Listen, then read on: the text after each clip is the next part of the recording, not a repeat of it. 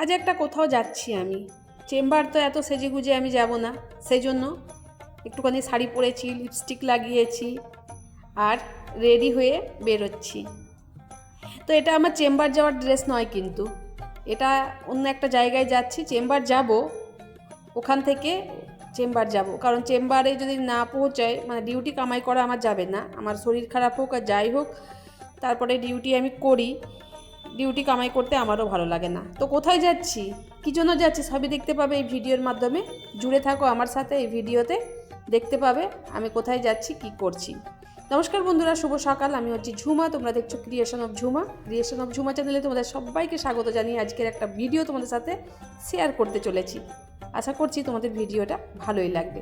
আর যদি ভালো লেগে থাকে লাইক কমেন্ট শেয়ার করে অবশ্যই পাশে থেকো, তাহলে আমি চেষ্টা করবো আরও নিত্য নতুন ভিডিও তোমাদের সামনে নিয়ে আসার। কারণ কি বলতো, একটা জায়গায় যেহেতু কাজ করি, ভিডিও সবসময় করা হয়ে ওঠে না। এই ভিডিওটা তোমাদের কাছে ছাড়ছি। এই ভিডিওটা আমার করা আছে অনেকদিন আগে থেকেই, মানে মা মারা যাওয়ার পরই হয়েছে ভিডিওটা। কারণ যে জায়গায় আমি যাচ্ছি সে জায়গার সাথে আমার ছোটোবেলাও অনেকখানি জুড়ে আছে, সেই জায়গার সাথে আমার মায়েরও স্মৃতি জুড়ে আছে। তো যাই হোক, সবটা তোমাদের সাথে শেয়ার করতে চলেছি। বরমশাই বেরিয়ে গেছে গাড়ি নিয়ে, চলে এসেছি বাজারে।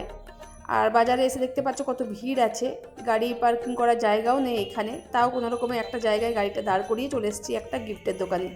গিফট তো নেওয়া হয়ে গেছে, আর এখানে প্যাকিং করা চলছে। তাহলে এবার তোমাদের মাথায় একটা প্রশ্ন জাগবে নিশ্চয়ই, কোনো বিয়ে বাড়ি কিংবা অন্নপ্রাশন বাড়ি কিংবা হচ্ছে উপনয়ন বাড়ি যাচ্ছি। হ্যাঁ, কোনো একটা বাড়ি তো আমি যাচ্ছি। তো কী বাড়ি যাচ্ছি চলো তোমাদের সাথে শেয়ার করি। তবে সেই জিনিসটা কি জানো বন্ধুরা, আমি বেশিক্ষণ ওখানে থাকতে পারবো না, কারণ আমাকে এসে আবার ডিউটি জয়েন করতে হবে। তো নেমন্তন্ন রক্ষা করতে মন আমার চাইছে না এখন। কোনো যে লৌকিকতা করতেও আমার মন চাইছে না, কারণ মনটা ভীষণ খারাপ। সবে মাত্র মায়ের 1 মাস মারা যাওয়া হলো। তো সেই জন্য কি করব, এগুলোও করতে হবে, এগুলো না করলে চলবে না। আমি আজকে যাওয়ার কোনো ঠিক ছিল না আমার। ওরা কিন্তু বাবা ছেলে মিলে ওরা যেত, কিন্তু কি বলতো, হঠাৎ কিছু একটা পরিস্থিতির কারণে আমাকে যেতে হচ্ছে। আমার ডিউটি ম্যানেজ করে আমাকে এই দিকটাও ম্যানেজ করতে হচ্ছে। তো এখানে নাম লেখা চলছে, আমার বর নাম লিখছে নিজের। কারণ যে কোনো নেমন্ত্রণ বাড়িতে যখন গিফট দেওয়া হয় নামটা অতি অবশ্যই লিখে রেখে দিতে হয়, তাহলে তারা জানতে পারবে যে কে কোন জিনিসটা দিয়েছে আর কি। মানে প্রত্যেক বাড়িতেই সেই ক্ষেত্রে সেই নিয়মটা হয়, সেটা থাকে। তো সেজন্য নামটা লিখে দিল। আর এইখানে আমাদের যেতে একটুখানি লেট হয়েছিল, কারণ বাজারে আরও কিছু কাজ ছিল, তারপরেই বেরিয়েছিলাম। তো দেখতেই পাচ্ছ কি সুন্দর চারপাশের পরিবেশটা, সবুজে সবুজ, তার সাথে ডাস্টও প্রচুর। আমাদের এদিকে প্রচুর পরিমাণে ডাস্ট থাকে, যত সব কলকারখানার ধোয়া পলিউশনটা বেশি থাকে, সেজন্য মাস্ক কিছু নিয়ে আসিনি। এই দেখো চলে এসেছি পুচকুটার কাছে। আর তাহলে তোমরা নিশ্চয়ই বুঝতে পেরে গেছো আমি কোথায় এসেছি। হ্যাঁ, এই পুচকুটার আজকে অন্নপ্রাশন।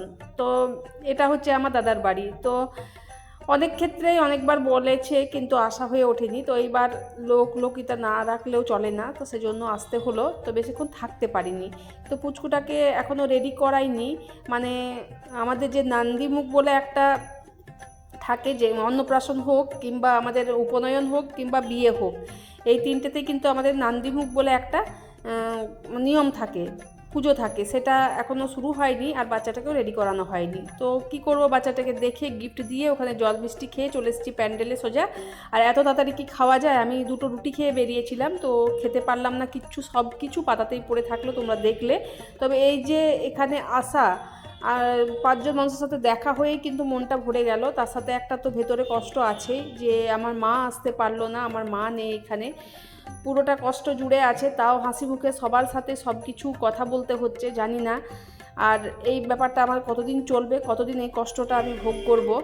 কারণ মা তো থাকলে আমাকে বারবার বলতো যে তুই ডিউটি যাসনি, এসেছিস, খুব ভালো হয়েছে। বা আমি কি খাচ্ছি না খাচ্ছি সেগুলো মা কিন্তু এসে প্যান্ডেলের সামনে দাঁড়িয়ে দেখতো। বা আমাকে জল খেতে দিতে হবে কি না, বা ওর মানে মায়ের জামাই খেয়েছে কি না, সেটাও কিন্তু এসে দেখতো। তো এসব কিছু করার কেউ নেই, কাকিমা ছিল, কাকিমার সাথে কথাবার্তা হলো। আর এই দেখো এখানে বাচ্চাটা বসবে, সেই জন্য রেডি করা হয়েছে, কিন্তু এখন বড়রা বসে আছে, কারণ বাচ্চাটা তো রেডি হয়নি। তো আমি বাচ্চাটাকে রেডি হওয়া না দেখেই খেয়ে তারপরে এখান থেকে বেরিয়ে যাব। তো বেরিয়ে যাওয়ার আগে আমাদের এখানে একটা ধর্মরাজ মন্দির আছে, এখানে আমরা মেলা দেখতে আসতাম। এখানে একটা মেলা বসে মাঘ মাসের 1 তারিখ করে, তো সেই মেলাটা এখনও হয়। তো বন্ধুরা, বিয়ের আগে আমি মেলাটা দেখেছি, আর বিয়ের পর কিন্তু 1 বছর মেলাটা দেখেছি, তারপর আর আসা হয়ে ওঠে না। তো নদীর ধারের মনোরম দৃশ্যটা খুবই সুন্দর লাগে। এই নদীতে আমরা স্নান করতে আসতাম, নদীতে পিকনিক করতে আসতাম, কত স্মৃতি জড়িয়ে আছে এগুলোর মাঝে। এই মন্দিরে এসে পুজো দিয়ে তবে আমরা মেলার মধ্যে ঢুকতাম। আগে এসে মন্দিরে পুজো দিতে হয়, তারপরে সব মেলার মধ্যে ঘোরাফেরা করে।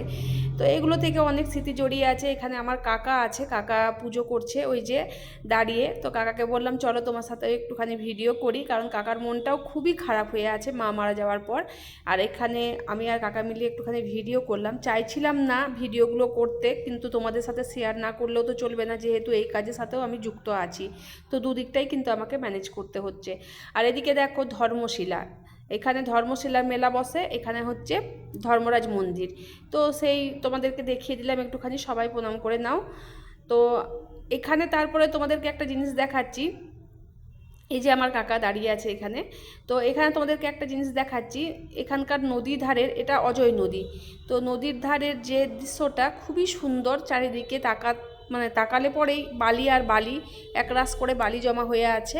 আর যেখানে যেমন সেখানে সেরকম জল আছে, কিন্তু এই নদী মানে দৃশ্যটা দেখে আমার মনটা ভীষণ খারাপ হয়ে গেল। কারণ এই নদীর মধ্যেই আমার মা আর আমার বাবা গেছেন, আমার দাদু, তারপর আমার ঠাকুমা সবাই গেছেন, কিন্তু এই রিসেন্টলি কিন্তু আমার মাকে হারিয়েছি আমি। আর এই নদীর মধ্যেই কিন্তু মায়ের চিতাটা জ্বলেছিল, তাই সেজন্য আমার একটুখানি মনটা ভালো লাগছিল না। তাই যখন ফিরে আসছিলাম মনটা খুবই মানে কি বলবো, কান্না করছিল ভেতর থেকে, একটা চাপা কষ্ট ছিল। তো তোমাদের দাদাভাই বললো চলো এখানে সর্ষে বাগান আছে, একটুখানি ছবি তুলে নাও, ভিডিও করে নাও, দেখো মনটা ভালো লাগবে। কি আর বলি বলো তো বন্ধুরা, তো তোমরা তো সবটাই দেখলে, যেমন যেটুকু পারলাম আমি শেয়ার করার চেষ্টা করলাম। কারণ কি বলো তো, মানে বাইরে জায়গা গিয়ে না, মানে ভিডিও বানাতে খুব একটা কেমন লজ্জা লজ্জা ভাবতে লাগে। আর বিশেষ করে যখন সেটা হয় একদম মানে আমাদের গ্রামের মানুষজন কি বলতো এখনও সেই জিনিসটা না ভালো চোখে দেখে না। সেই জন্য যতটা পারলাম ধরে রাখার চেষ্টা করলাম, তোমাদের সাথে শেয়ার করার চেষ্টা করলাম। তো গিয়েছিলাম ওখানে, তাড়াতাড়ির মধ্যে খেয়ে চলে এসেছি, কারণ এখানে তো আমার ডিউটিতে আসতে হবে। তো ডিউটিতে আমি যখন খেতে বসেছিলাম তখন 11:40 এরকম মতো বাজছিল। তো 12:30টার মধ্যে আবার ওখান থেকে বেরিয়ে যায়, তারপরে এসে আবার বাস স্ট্যান্ডে এসে বাস ধরে কাজের জায়গায়। তো ফাইনালি এখন কাজের জায়গায় চলে এসেছি। তোমাদের কাছে ভিডিওটা শেষ করা দরকার, সেজন্য ভিডিওটা শেষ করার জন্য এলাম বন্ধুরা। যদি এই ভিডিওটা ভালো লেগে থাকে তাহলে লাইক কমেন্ট শেয়ার করে অবশ্যই পাশে থেকো। তো দেখা হচ্ছে আবার কোনো নতুন ভিডিওর সাথে। ততক্ষণের জন্য তোমরা সবাই ভালো থেকো, সুস্থ থেকো, আর এভাবেই দেখতে থাকো আমার সাথে আমার ভিডিও ক্রিয়েশন অফ ঝুমা।